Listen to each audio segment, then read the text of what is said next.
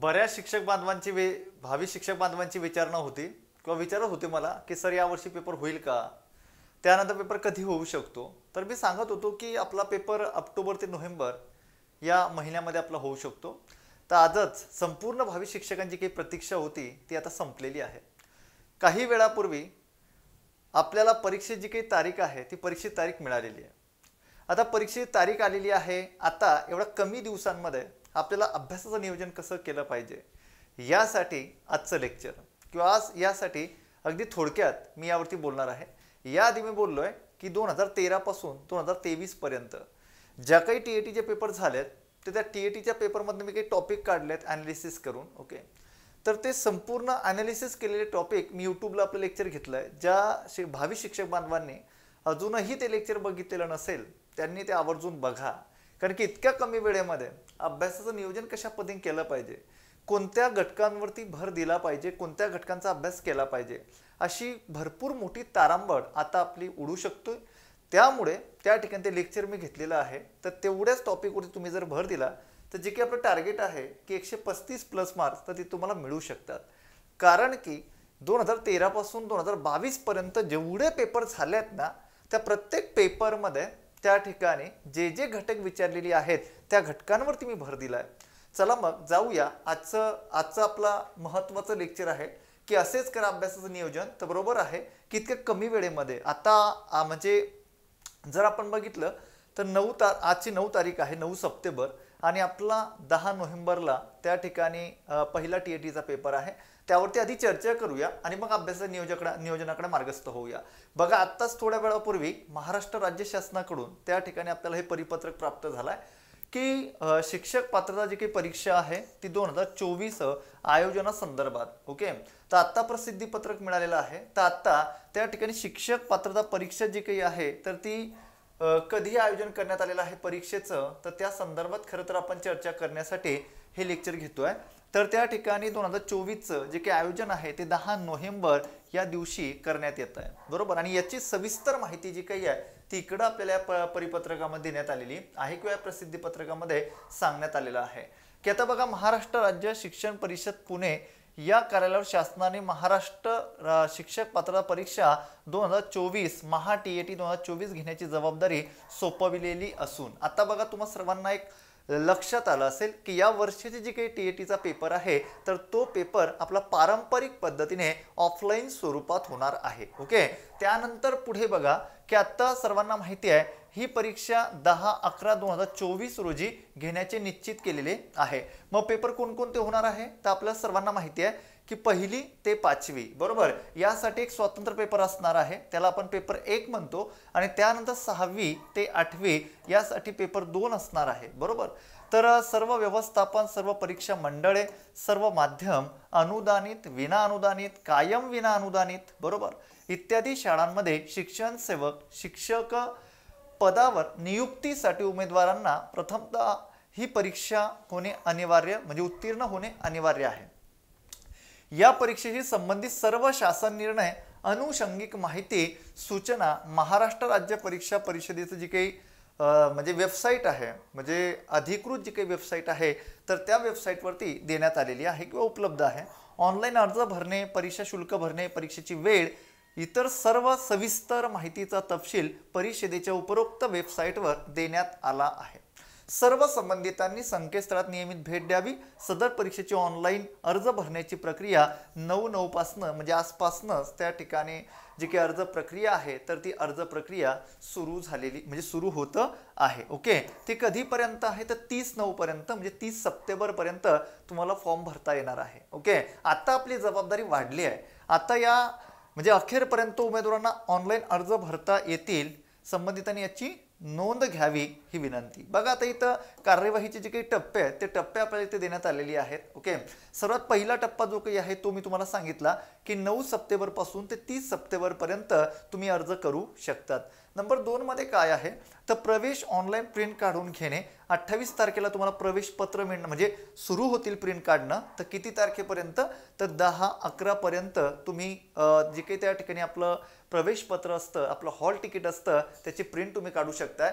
त्यानंतर पहिला पेपर होणार 10-11-2024ला. तो किती वाजता असणार तर 10:30 ते 1 वाजेपर्यंत त्या ठिकाणी तुम्हाला हा पेपर देता येणार आहे. ओके, 10:30 ते 1 म्हणजे 10:30 ते 11 हा रिपोर्टिंग टाइम किंवा त्या जे काही त्या ठिकाणी प्रक्रिया असते, जे काही त्या ठिकाणी साईन वगैरे करणं ती प्रक्रिया तिथं पार पडणार. त्यानंतर 11 ते 1 पेपर आपला ॲक्च्युअल सुरू होणार. तुम्हाला सर्वांना माहिती आहे किती प्रश्न असणार, काय असणार. ओके, त्यानंतर शिक्षक पात्रता परीक्षा पेपर 2 जो काही आहे त्याची दिनांक वेळ आहे की त्या ठिकाणी तुमचं 10 तारखेलाच तो पेपर होणार आहे आणि तो पेपर आपला 2 वाजता सुरू होणार. तो किती वाजता सुटणार तर 4:30 वाजता. म्हणजे अशा पद्धतीने आपलं परीक्षेचं जे काही नियोजन आहे, ज्या काही तारखा आहे त्या तारखा आता जाहीर झालेल्या आहेत. आता आपली जबाबदारी आहे अभ्यास आणि एवढ्या कमी वेळेमध्ये अभ्यास कसा करावा त्यासाठी मी तुमच्याशी संपूर्ण विषयांसाठी संपूर्ण भावी शिक्षक जे काही त्या ठिकाणी ही जी काही संधी आहे ही त्या ठिकाणी आपल्या या वर्षाची TAT साठीची अंतिम संधी आहे. त्यासाठी तुमच्यासाठी एक ऑफरमध्ये बॅच घेऊन आलो आहे. सर्व विषयांसाठी ही बॅच आहे. त्या बॅचचं नावच मी दिलं आहे की अध्ययन बॅच क्रमांक 1. या बॅचला बऱ्याच विद्यार्थ्यांचे ॲडमिशन झाल्यात. तुम्ही सुद्धा या संधीचा लाभ घ्या. दररोज आपलं लाईव्ह लेक्चर असतं. ओके, आपली बॅच कशी आहे, बॅचचं स्वरूप आहे लाईव्ह प्लस रेकॉर्डेड आहे.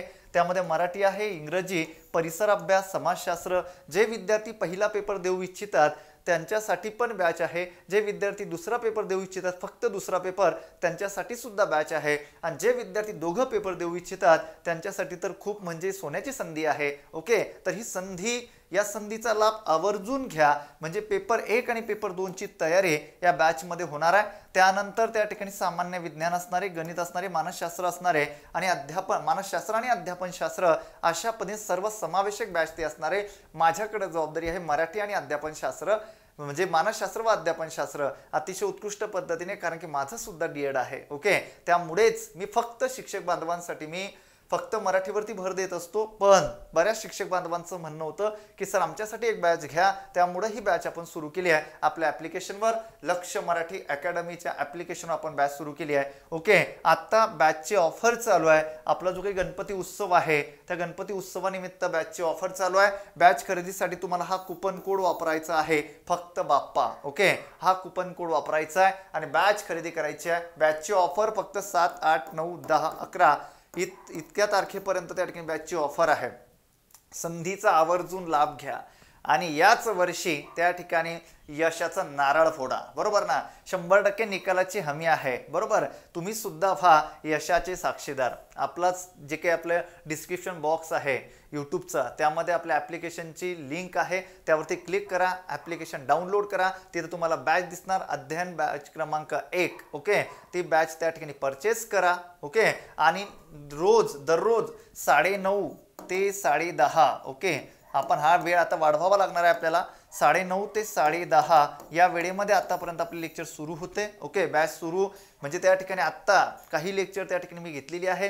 काही दिवस जास्त झालेले नाही. आता बरेच विद्यार्थी म्हणतील की सर एवढे त्या ठिकाणी लेक्चर पार पडले, मग कसं? अजिबात नाही, जास्त लेक्चर झालेले नाही आहेत. आपण हा जो टायमिंग आहे हा लवकर करणार आहोत आणि त्याच्यानंतर त्या ठिकाणी बॅचचा जो काही वेळ आहे तो वाढवून घेणार. कारण की असाच टायमिंग आपण डिसाईड करूया की जे काही गृहिणी असतील भगिनी त्यांना सुद्धा तो वेळ सुटेबल असणार आहे.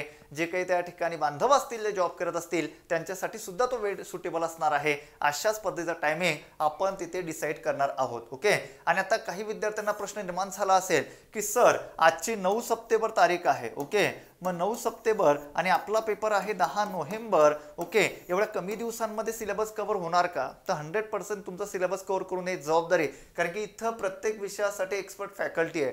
ते प्रत्येक विषयासाठी ते शिक्षक तुम्हाला शिकवणार. ओके, तेवढे जे काही त्या ठिकाणी, कारण एवढं म्हणजे आत्मविश्वासाने मी का सांगतोय, कारण की जे काही आधीचं लेक्चर मी घेतलेलं आहे यूट्यूबला आपल्या की 2013 पासून, ओके 2013 पासून ते 2000 त्या ठिकाणी 22 पर्यंत जे काही क्वेश्चन पेपर आहे त्यातनं मी काही सिलेक्टेड टॉपिक काढले प्रत्येक विषयाचे. Okay, 15 17 topic काढल्यात.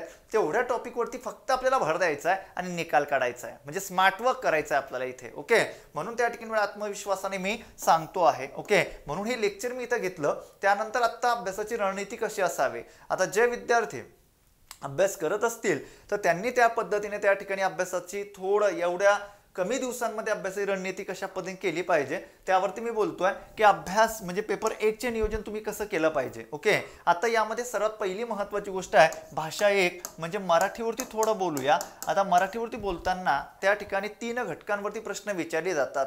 सर्वात पहिला जो महत्त्वाचा पार्ट आहे तो म्हणजे काय, तर त्या ठिकाणी सर्वात पहिला महत्त्वाचा पार्ट तो म्हणजे व्याकरणाचा आहे. ओके, व्याकरणावरती काही प्रश्न असतात.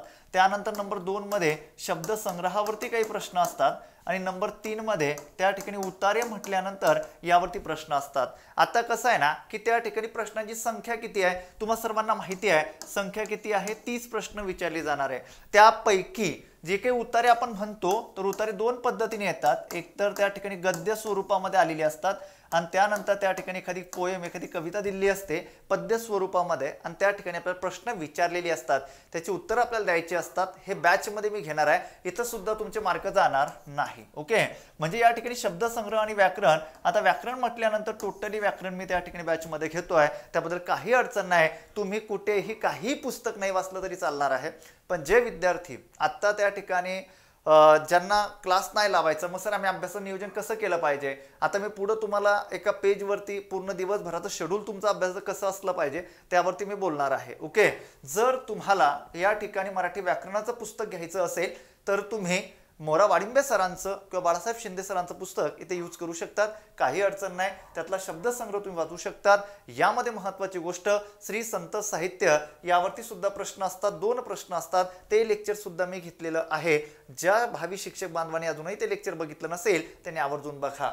त्यानंतर त्या ठिकाणी जर तुम्ही पुढे आलात तर भाषा 2 म्हटल्यानंतर आपल्या भावी शिक्षक बांधवांना इंग्रजीची खूप मोठ्या प्रमाणामध्ये भीती असते. आपल्याकडं इंग्रजी शिकवण्यासाठी एक्सपर्ट मॅडम आहेत. ओके, मॅडम इंग्रजी विषय घेणार आहे. ओके, त्यामध्ये त्या ठिकाणी ग्रामर कव्हर करतील, त्यानंतर व्होकॅब कव्हर करतील. ओके, म्हणजे परिपूर्ण कन्सेप्ट त्या ठिकाणी तुम्हाला क्लिअर करता येणार आहे.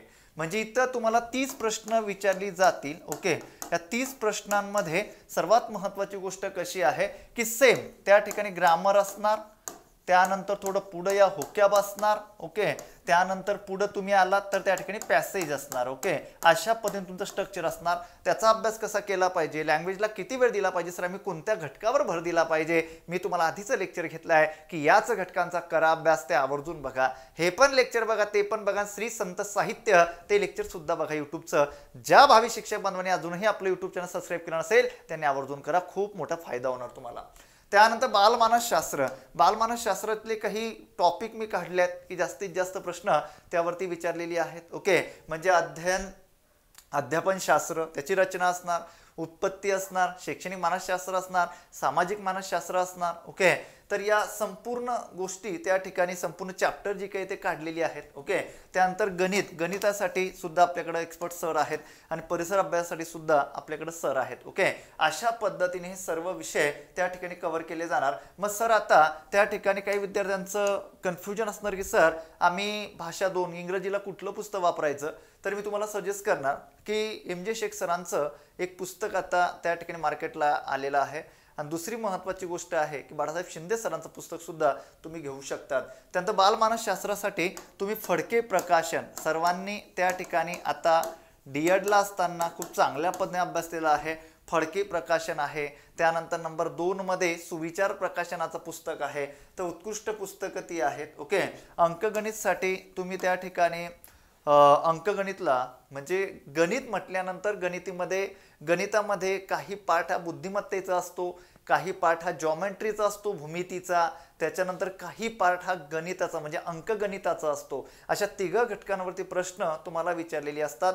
तुम्ही या विषयासाठी सचिन ढवळे सरांचं पुस्तक किंवा कोकिळा प्रकाशन नितीन महाले सरांचं पुस्तक वापरू शकतात. त्यानंतर परिसर अभ्यासासाठी तात्याच्या ठोकळ्यातनं तुम्ही वाचू शकतात, पण परिसर अभ्यासासाठी बेस्ट ऑप्शन आहे किंवा गणितासाठी सुद्धा बेस्ट ऑप्शन आहे की जे आपले क्रमिक पुस्तकं आहे त्या क्रमिक पुस्तकातनं जर तुम्ही अभ्यास केला तर खूप बेस्ट आहे. इकडे सुद्धा तुम्ही क्रमिक पुस्तकं यूज करा. म्हणजे त्या ठिकाणी आपल्याला परिसर अभ्यासामध्ये कोणकोणते विषय दिलेले आहेत, तर इतिहास आहे, ओके, त्यानंतर राज्यघटना आहे आणि इतिहासामध्ये आपल्याला जगाचा इतिहास काही विचारलाय, काही त्या ठिकाणी प्राचीन इतिहासावरती प्रश्न आहे, काही मध्ययुगीन इतिहासावरती प्रश्न आहे, काही छत्रपती शिवाजी महाराजांचा इतिहास आहे. मग हे संपूर्ण घटक आपल्याला कुठनं अभ्यासता येतील. काही सामान्य विज्ञानावरती काही 2 ते 3 प्रश्न विचारले जातात. मग जर तुम्ही बेस्ट ऑप्शन किंवा बेस्ट वे म्हटल्यानंतर जे काही क्रमिक पुस्तकं आहे ते क्रमिक पुस्तकं जर तुम्ही त्या ठिकाणी रीड केली किंवा क्रमिक पुस्तके जर तुम्ही वाचली तर त्यातनं खूप चांगल्या पद्धतीने हा घटक आपला कव्हर होत असतो. म्हणजे आपल्या बॅचमध्ये जे काही शिकवलं जाणार आहे तर परिसर अभ्यासाचा सर्वात मोठा घटक कोणत्या घटकावरती अवलंबून आहे, तर मी फक्त म्हणजे जे सर तुम्हाला शिकवणार आहेत तर ते फक्त क्रमिक पुस्तकं, जास्तीत जास्त क्रमिक पुस्तकांवर त्यांचा भर असणार आहे.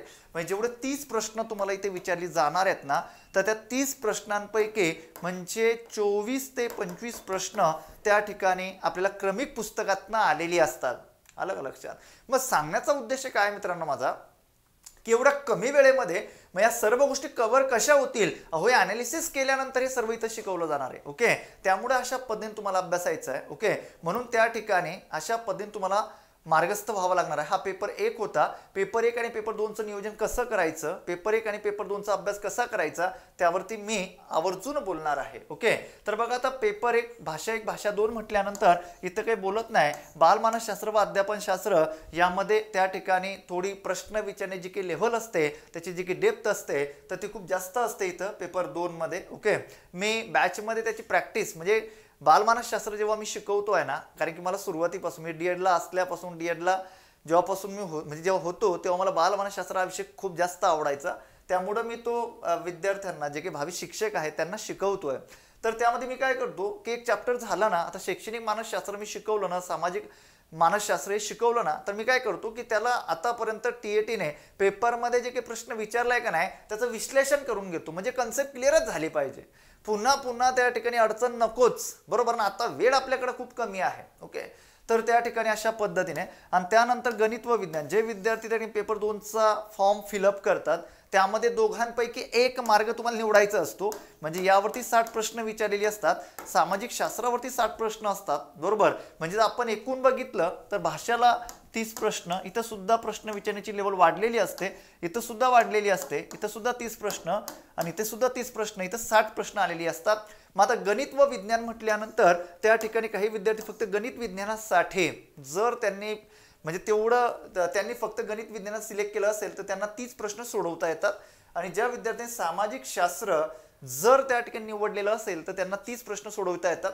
मग सामाजिक शास्त्रामध्ये हिस्ट्री आहे, जिओग्राफी आहे, पॉलिटी आहे, बरोबर ना, हे संपूर्ण प्रश्न आहे. मग त्याच्यामध्ये त्या ठिकाणी तुम्हाला विविध प्रकारचा मग इतिहास कुठला येतो, त्याच्यानंतर तुम्हाला राज्यघटने प्रश्न कुठले विचारले जातात, पंचायत राजचे प्रश्न कुठले विचारले जातात. तर मित्रांनो आवर्जून तुम्ही जर तुम्हाला खरंच 2024 मिशन 2024 जे काही टीएटी जर तुम्हाला खरंच पास व्हायचं असेल तर आवर्जून आपलं लेक्चर बघा. त्यामध्ये मी या संपूर्ण विषयांचे टॉपिक दिले आहेत की कशा कशा पद्धतीने प्रश्न आतापर्यंत विचारलेली आहेत, ते खूप जास्त महत्त्वाचं आहे. ओके, त्यानंतर जर आपण बघितलं तर त्यामध्ये बघा ह्या संपूर्ण ज्या काही आपल्या क्वेश्चन पेपर आहेत टीएटीच्या आतापर्यंतच्या त्या संपूर्ण क्वेश्चन पेपर आपण काढलेले आहेत आणि त्या संपूर्ण क्वेश्चन पेपरचं ॲनालिसिस करून मी त्या ठिकाणी यूट्यूबला हे लेक्चर जे काही आहे ते लेक्चर घेतलेलं आहे. ते आवर्जून बघा म्हणजे जेणेकरून तुम्हाला त्या ठिकाणी त्या लेक्चरचा खूप मोठा फायदा होईल. आणि ज्यांना असं वाटतंय की या 2 महिन्यामध्ये सिलेबस कव्हर झाला पाहिजे त्यांनी आवर्जून बॅच जॉईन करा. ओके, आता बघा हे झाल्यानंतर तुम्ही अभ्यासाचं नियोजन कसं ठेवलं पाहिजे दिवसभरातलं यावरती त्या ठिकाणी मी थोडं बोलतो म्हणजे त्या ठिकाणी तुमच्या लक्षात येणार. बघा आपण असं गृहीत धरूया की तुम्हाला दिवसभरामध्ये 8 तास अभ्यासाला वेळ काढायचा आता. ओके, कारण की आता तारीख आलेली आहे, त्याच्यापेक्षा जास्त वेळ ज्यांना भेटत असेल त्यांनी आवर्जून काढा. ओके, आता यामध्ये सर्वात महत्त्वाची गोष्ट आहे की आपण पेपर 1 वरती सर्वात पहिल्यांदा बोलूया. कशावरती? पेपर 1 वरती त्या ठिकाणी आपण बोलूया. पेपर 1 म्हटल्यानंतर त्या ठिकाणी मी 8 तासाचं नियोजन घेतो. आता यामध्ये सर्वात महत्त्वाची गोष्ट की 8 तासाच्या नियोजनामध्ये काय केलं पाहिजे. तर मी तुम्हाला आधी सांगणार आहे की सर्वात पहिल्यांदा जे आपले हक्काचे मार्क आहे भाषा 1 आणि त्याच्यानंतर भाषा 2 हे दोघं जे काही विषय आहे तर या दोघं विषयांचा अभ्यास आपण रोज केला पाहिजे. ओके, या दोघं विषयांचा अभ्यास रोज केला पाहिजे. किंवा काही जणांना असं वाटत असेल की सर आम्ही फक्त भाषा 1 आधी करून घेतो त्यानंतर भाषा 2 नंतर करूया, चालतं, काही प्रॉब्लेम नाही. पण मला असं वाटतं की एकमेकांवरती ते डिपेंड आहे. आधी मराठी करून घ्या, काही अडचण नाही. ओके, तसं पण चालतं. तुम्ही आधी मराठी करून घेतलं नंतर इंग्लिश केलं, काही प्रॉब्लेम नाही. पण याला दररोज तुम्ही 2 ते 2.5 तास एक चॅप्टर त्या ठिकाणी केलं पाहिजे. ओके, 2 ते 2.5 तास त्या ठिकाणी रोज वेळ दिला पाहिजे भाषेला, बरोबर, मराठी किंवा इंग्रजीला. तुम्हाला वाटतंय की माझं इंग्रजी वीक आहे, माझं मराठी प्लस आहे, तर आधी त्या ठिकाणी काय करा, इंग्रजीचा अभ्यास करा. काही जणांना वाटतंय की माझं इंग्लिश परफेक्ट आहे, मला मराठी वीक आहे, तर त्यांनी त्या ठिकाणी त्या विषयासाठी वेळ द्या. म्हणजे आत्ता सर्वात महत्त्वाची गोष्ट, तुम्हाला इथं जे काही त्या ठिकाणी अभ्यास करायचा आहे तर तुमचे वीक पॉईंट जे काही आहे तर ते आधी तुम्हाला प्लस करायचे आहेत. ओके, मग आता इथं जर आपण लक्षात घेतलं तर 2 ते 2.5 तास कशासाठी वेळ द्या, तर भाषेसाठी वेळ द्या. मग त्यावरती जो टॉपिक तुम्ही वाचताय ना, तर आतापर्यंत टीएटीने त्या टॉपिकवरती विचारलेले जे काही प्रश्न असतील ते सोडवत चला. ते तुम्हाला सोडवता आले पाहिजे तर मग अभ्यास. ओके, जर त्या ठिकाणी ते सोडवता आले नाही तर मग आपल्या कन्सेप्ट प्रॉपर पद्धतीने क्लिअर होत नाहीये. ओके, ही सर्वात पहिली महत्त्वाची गोष्ट, एवढा वेळ त्या ठिकाणी भाषेसाठी आपण दिला पाहिजे. त्यानंतर जे विद्यार्थी पेपर 1 साठी तयारी करताय त्यांनी रोज गणित सोडवलं पाहिजे. मी तर सांगणार की 1.5 तास रोज गणिताचा अभ्यास करा. ज्याचं वीक असणार आहे त्यांनी 2 तास रोज गणिताला वेळ द्या. रोज प्रॅक्टिस. प्रत्येक टॉपिक जे काही आपल्याला आतापर्यंत विचारलेले आहेत, बरोबर, जे काही टीएटीचे आतापर्यंत पेपर झालेले आहेत, आता तुमच्याकडं एवढा वेळ नाही का ॲनालिसिस करा पेपरचं, मग टॉपिक काढा, मग कुठलं. पण मी तुम्हाला एवढं निश्चित सांगणार आहे की जेव्हा जेव्हा तुम्ही ज्या ज्या विषयाचा अभ्यास करताय तर संपूर्ण क्वेश्चन पेपर टीएटीच्या तुमच्या समोर असल्या पाहिजे. म्हणजे का, कारण की अप्रोच नेमका कशा स्वरूपाचा आहे, कशा पद्धतीने आतापर्यंत प्रश्न विचारलेले आहेत. ओके, तर तो अप्रोच आपल्या समोर असला पाहिजे. तर रोज 1.5 ते 2 तास तुम्ही गणिताची तयारी करा, गणिताची प्रॅक्टिस करा रोज. जर तुमचं वीक असणार तर बेसिक पासून करा. ओके, त्यानंतर पुढं तिसरा जो विषय आहे तो आहे परिसर अभ्यास. ओके, परिसर अभ्यास तुम्हाला मी सांगितलं की परिसर अभ्यासातनं तुम्ही क्रमिक जे काही त्या ठिकाणी पुस्तके असतील तर त्या क्रमिक पुस्तकातनं त्या ठिकाणी तुम्ही काय करू शकतात, तर क्रमिक पुस्तकातनं त्याचा अभ्यास करू शकतात. मग आता तुम्ही असं करू शकतात की 3 दिवस याला तुम्ही देऊ शकता आठवड्यातले. ओके, 3 दिवस तुम्ही कशाला देऊ शकतात, परिसर अभ्यासाला देऊ शकतात. ओके, आणि त्यानंतर उरलेला जो काही वेळ आहे तर मानसशास्त्र, जे काही बालमानसशास्त्र आहे, यामध्ये बऱ्याच विद्यार्थ्यांना त्या ठिकाणी खूप अवघड जातो हा घटक. ओके, बालमानसशास्त्र हा जो पार्ट आहे, मात्र तुम्ही 3 दिवस बालमानसशास्त्र करू शकतात, 3 दिवस परिसर अभ्यास करू शकतात. ओके, पण बालमानसशास्त्र आपल्याला वेळ दिला गेलाच पाहिजे. मग सर आता याला किती वेळ द्यायचा, आता बघा इथं किती वेळ झाला आपला, 2 ते 2.5 तास इकडे झाले, त्यानंतर हे 3-3.5 तास झाले. आपल्याकडे बराचसा वेळ अजून शिल्लक आहे, म्हणजे 8 तासाचं नियोजन आपण इथं करतोय. तर सर्वात महत्त्वाची गोष्ट काय आहे की तुम्ही इथं त्या ठिकाणी परिसर अभ्यास हा जो पार्ट आहे तुम्ही नंतर जरी केला, बालमानसशास्त्र या विषयाचा अभ्यास जरी करून घेतला काही अडचण नाही. ओके, मग बालमानसशास्त्राला तुम्ही रोज 3 तास देऊ शकतात. ओके, किती तास, 3 तास, इन्क्लुडेड क्वेश्चन, की आतापर्यंत त्या घटकावरती कशा पद्धतीने प्रश्न विचारलेले आहेत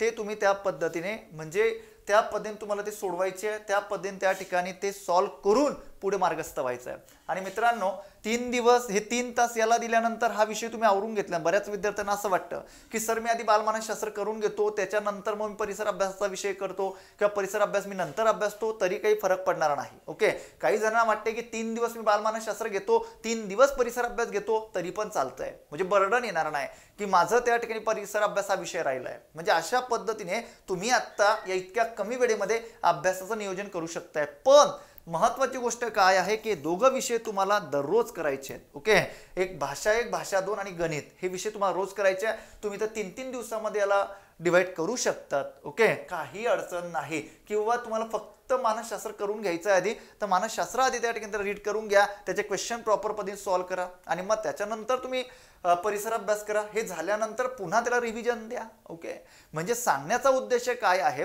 की जास्तीत जास्त रीडिंग किंवा जास्तीत जास्त कन्सेप्ट आपल्या पेपरपर्यंत क्लिअर झाल्या पाहिजे, हाच माझा मोटो आहे, हाच माझा हेतू आहे. ओके.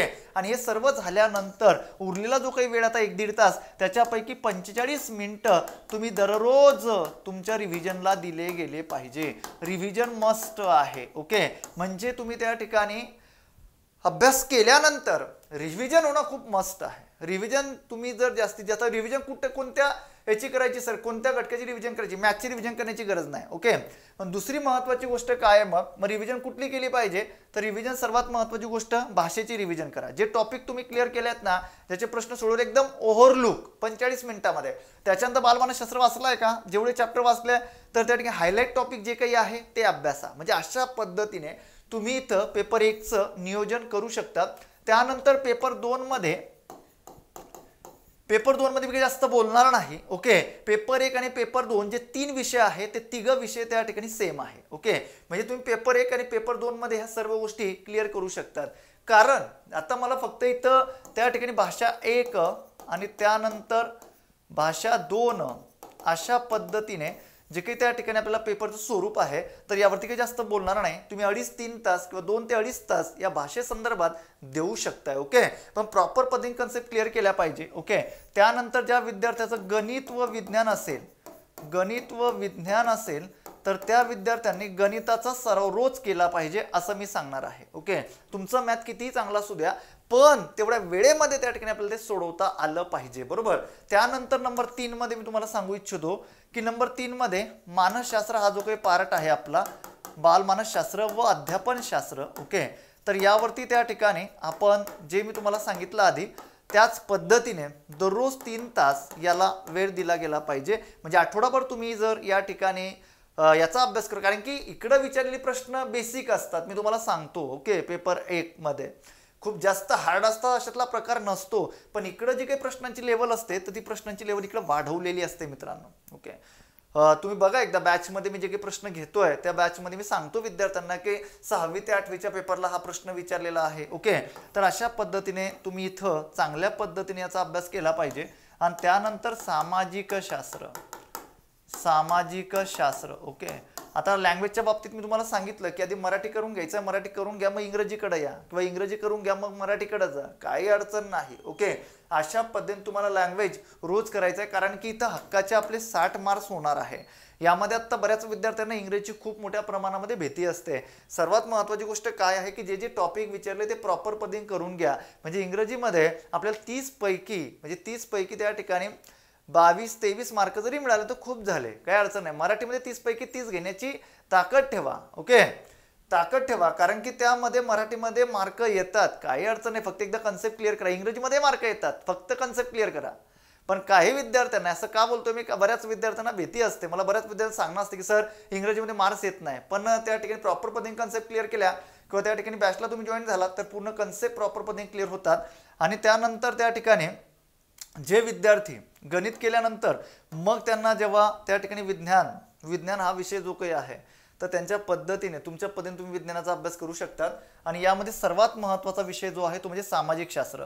जे विद्यार्थी सामाजिक शास्त्रासाठी पात्र ठरते किंवा ज्या विद्यार्थ्यांनी सामाजिक शास्त्र घेतलाय तर ते विद्यार्थी असतील किंवा जे विद्यार्थी विज्ञान घेतलाय ते ज्या वेळेस ते विद्यार्थी म्हणजे याला तुम्ही म्हणजे गणिताचा जो काही अभ्यास आहे तर जनरली त्या ठिकाणी तुम्ही रात्री जर केला तर बेस्ट वे. ओके.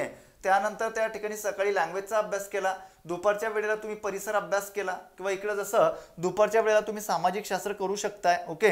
3 दिवस मानसशास्त्र करा, बालमानसशास्त्र, 3 दिवस सामाजिक शास्त्र करा, किंवा बालमानसशास्त्र हा विषय पूर्ण संपून घ्या, त्याच्यानंतर सामाजिक शास्त्राकडे जा, काही फरक पडणार नाही. ओके. पण हे सर्व झाल्यानंतर पुन्हा सेकंड रिव्हिजन करायला तुम्ही मोकळे आहेत. ओके. म्हणजे जर तुम्हाला करायचं असेल तर याला सुद्धा तुम्ही 3 तास देऊ शकतात. ओके.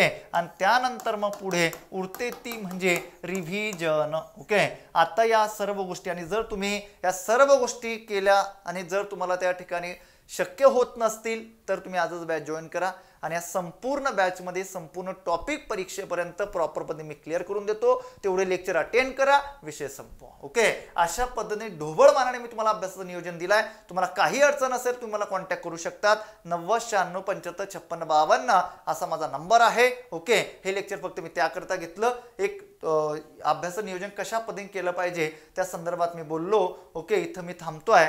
सर्वांना धन्यवाद. जय हिंद, जय महाराष्ट्र.